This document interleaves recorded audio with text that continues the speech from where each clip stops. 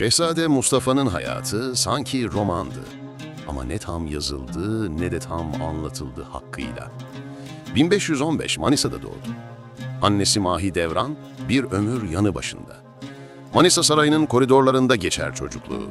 Oyuncaklar değil, edep ve erkan öğretilir. Babası 1520'de tahta çıktığında annesiyle birlikte varır İstanbul'a. Kendisinden önce doğan kardeşleri Mahmut ve Murat kavuşur sırasıyla Hakk'ın huzuruna. Sıra ona geldiğinde büyük şehzade olarak sarayda itina ile yetiştirilir. Tahsili özen, terbiyesi dikkat, görgüsü tam. Elçiler henüz 9 yaşındayken dillerine daladı adını.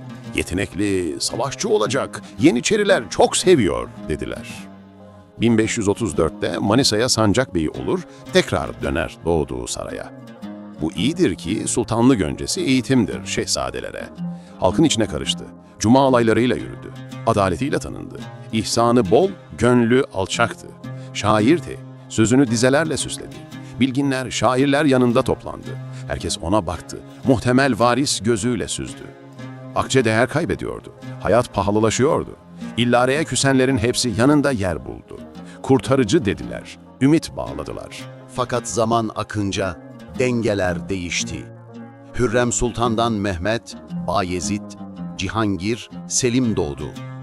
Padişah katında değeri yükselir. Mahidevran Hatun ile oğlu Mustafa, çekilince Manisa'ya Hürrem Sultan'ın artar nüfuzu daha da. 1536'da Vezir-i İbrahim Paşa öldürülür. Şehzade Mustafa ile arasının iyi olduğu bilindiğinden bazıları bunu Hürrem Sultan'ın rolü olduğuna yorumlar. Ama insaflı tarihçiler sebepleri başkaydı derler. Zaten Mustafa İbrahim Paşa'nın ölümünden sonra 5 yıl daha kalır Manisa'da. 1541'de Amasya'ya tayin edilince Mustafa içinde burukluk, yüzünde sükût taşıdı. Bu geri itmekti. Merkezden uzaklaştırmaktı elbet. Yerine Şehzade Mehmet Manisa'ya gelir. Mehmet, babasının ve Hürrem'in gözde evladıdır. Bu nakil açıkça gösterir ki vilayet odur. Annesi Mahidevran Hatun teselli oldu, umut oldu. Yanında durdu oğlu Mustafa'nın. Sonra Şehzade Mehmet ani bir hastalıkla öldü. Bir an ümit kapısı aralandı. Belki tekrar dönecekti şans. Ama hayır. 1544'te Hürrem Sultan'ın diğer oğlu Selim Manisa'ya tayin edilince kapı yeniden ağır ağır kapandı. Artık açıktı. Düşünülmüyorsun. Bu tarihten sonra baba-oğul ilişkileri gergin bir safhaya girdi.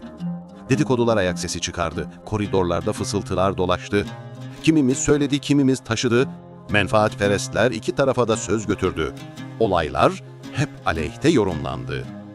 1549'da Irak seferinden dönen babasına mektup yazdı. İstanbul'a gelip görüşeyim, özür dileyeyim. Cevap gelmedi.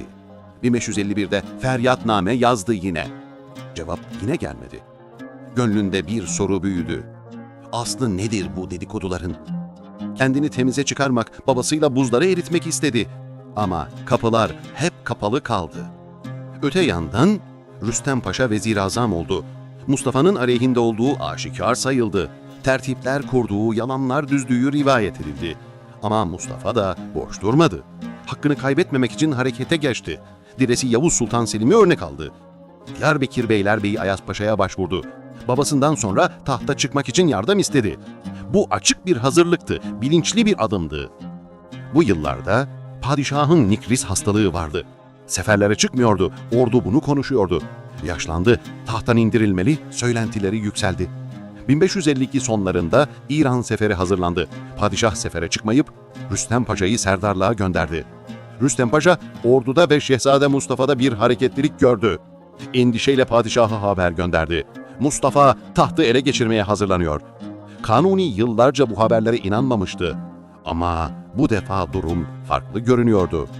Mustafa'nın Ayas Paşa ile haberleşmesi yeterliydi artık. Nizam için, düzen için, fetva için yol arandı. Padişah Ebu Suud Efendi'den fetva aldı. Karar kesildi. Geri dönüşü yoktur artık. 1553'te Üsküdar'dan hareket eden padişah, Konya Ereğlisi yakınında Aktepe'de kurar ordugahını.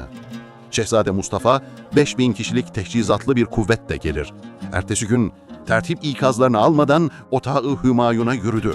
Atından inip çavuşlardan birinin isteğiyle kılıncını ve hançerini teslim eder. İçeri girer babasının elini öpmek için. Ama içeride babası yerine sadece 7 dilsiz cellat vardır. Üzerine çullanır, şiddetle boğuşurlar.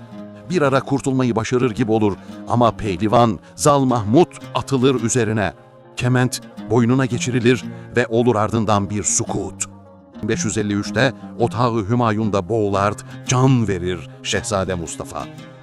İtalyan kaynaklarına göre naaşı bir İran halısı üzerinde teşhir edilir. Şah'la işbirliği yaptığı iması için.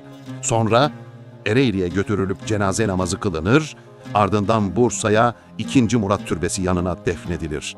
Şairler ahıt yakar, mersiyeler yazılır onlarca. Ordugahta büyük bir tepki yükselir. Yeniçeriler açıkça Rüstem Paşa'yı işaret ederler. O yaptı, o tertipleri derler. Halkta, askerde aynı adı tekrarlanıyordur. Rüstem Paşa. Durum o kadar ciddileşir ki divan toplandığında mührü Hümayun Rüstem Paşa'dan alınır, 2. Vezir Ahmet Paşa'ya verilerek Vezir-i Azam yapılır. Avrupa'da olay trajedilere, operalara konu olur. Bonarelli, Tasso hepsi yazar ama hepsi hayali sahnelere koyar. Padişah çadırdan oğlunun infazını izlediği gibi. Bunlar tamamen kurgu, tarihe ait değildir. Sonradan 2. Selim Han, Mustafa'nın kabri üzerine bir türbe yapar. Annesi Mahidevran Hatun'a ihsanlarda bulunur. Bazı tarihçiler bu hadiseyi hep Rüstem Paşa, Hürrem Sultan, Mihrimah Sultan üçlüsüne dayandırıp saray entrikası derler. Ama bir anne evladını tutuyorsa bundan doğalı nedir ki dünyada? Şayet Hürrem Sultan'ın sözüyle Kanuni evladını feda ettiyse bunda Hürrem'den ziyade Kanuni suçlu görülebilir yine. Rüstem Paşa devlet adamı olarak böyle bir tertibin içindeyse hoş görülemez elbette. Ancak şu da var ki Rüstem Paşa hiçbir zaman baba oğul arasını bulmaya çalışmaz asla.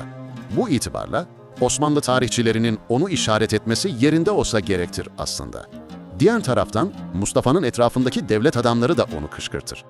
Gözden düşen bir şehzadenin bazı hareketlere girişmesi mümkündür evvela. Ayas Paşa ile haberleşmesi bunun açık göstergesidir. Kanuni'nin yıllarca inanmamasına rağmen sonunda Ebu Suud Efendi'den fetva alması ciddi bir belgeye ulaştığının kanıtıdır aslında. İsteseler bölerdi padişahlar yurdu evlada.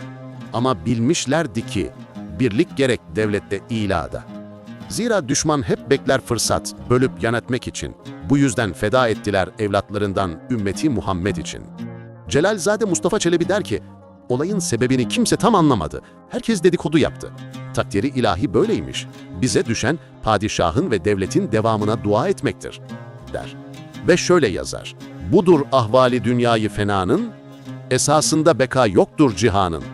Kemali devleti dünya kedermiş. Gületter ömür baştan tiz gidermiş. Yani anlamı şudur ki, bu fani yani geçici dünyanın durumu böyledir. Aslında bu dünyanın kalıcılığı yoktur. Dünya malının, zenginliğinin ve gücünün en olgun hali bile en sonunda bir kedere dönüşür. Gül gibi taze ve güzel olan ömür başlar başlamaz hızla geçip gider.